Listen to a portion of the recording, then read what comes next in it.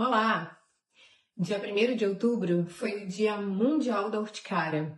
Bom, urticária são lesões que podem acometer a pele e que geralmente têm um aspecto de lesão avermelhada, elevada, com bordos elevados. Elas podem ser pequenininhas ou podem ser maiores mesmo, extensas.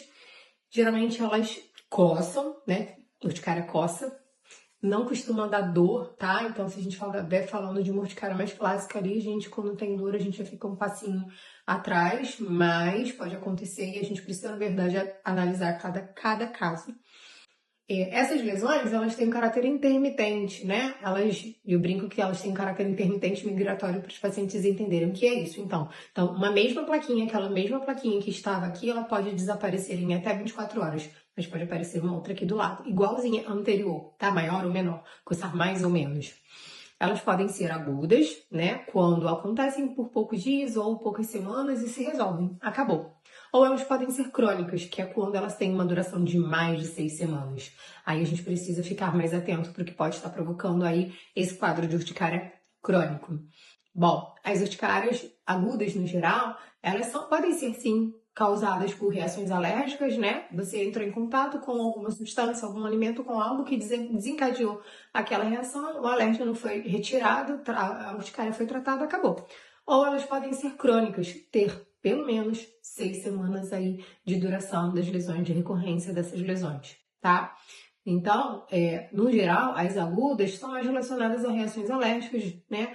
De coisas que a gente usou e retirou, mas no geral, no ser humano, as mais comuns são, na verdade, provocadas por infecções, né? Ao contrário do que a maioria das pessoas pensam, o maior causador de urticária aguda aí não são as alergias, são infecções, evoluções naturais aí de qualquer quadro infeccioso, tá? Agora, quando a gente fala de uma urticária crônica que já tem no mínimo 6 semanas de evolução, de recorrência, de aparecimento de lesões, um dia aparece, outro dia não, daqui a 2 dias aparece, todo dia aparece, da forma que for, aí a gente tem que ficar atento porque a gente tem que pensar em esses quadros podem ou ser induzidos por algo que está estimulando o surgimento daquela lesão, ou ele pode ser espontâneo.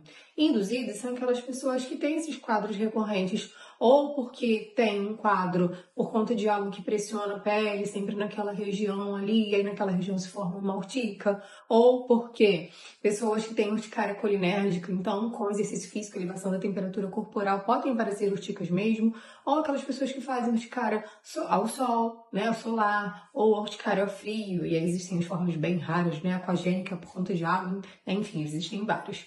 E aí hoje o dia é um dia para a gente se conscientizar também sobre a urticária crônica espontânea. O que é isso?